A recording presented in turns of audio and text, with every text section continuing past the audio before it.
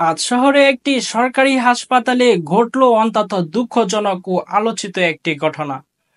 জরুরি বিভাগে এক রোগী গুরুতর অসুস্থতা নিয়ে হাসপাতালে উপস্থিত হন। তবে দীর্ঘ সময় অপেক্ষার পরও চিকিৎসা সাড়া না পেয়ে ক্ষুব্ধ হয়ে ওঠেন ওই রোগী। রোগীর অভিযোগ, কর্মরত চিকিৎসক বারবার বললেও রোগীর অবস্থার প্রতি গুরুত্ব না দিয়ে মোবাইল ফোনে ব্যস্ত ছিলেন।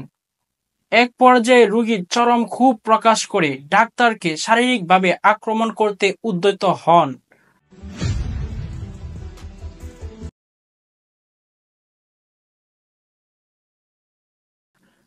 উপস্থিত নিরাপদ কর্মীরা পরিস্থিতি নিয়ন্ত্রণে আনেন এবং দুই পক্ষকেই সান্ত্বনা করা হয়। হাসপাতালের কর্তৃপক্ষ জানায়, ঘটনাটি খুবই দুঃখজনক।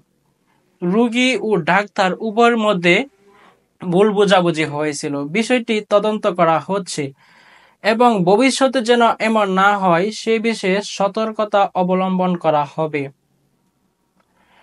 এই বিষয়ে সাধারণ মানুষের প্রক্রিয়া, রোগীর প্রাণ আগে, হাসপাতাল তো সেবার জায়গা, দায়িত্ব অবহেলা মারাত্মক ক্ষতি হতে পারে।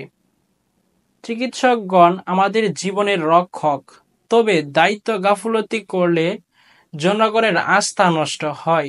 এভাবেই রোগীরা সংযুক্ত আচরণ করা উচিত। সহিংসতা কোনো সমস্যার সমাধান নয়।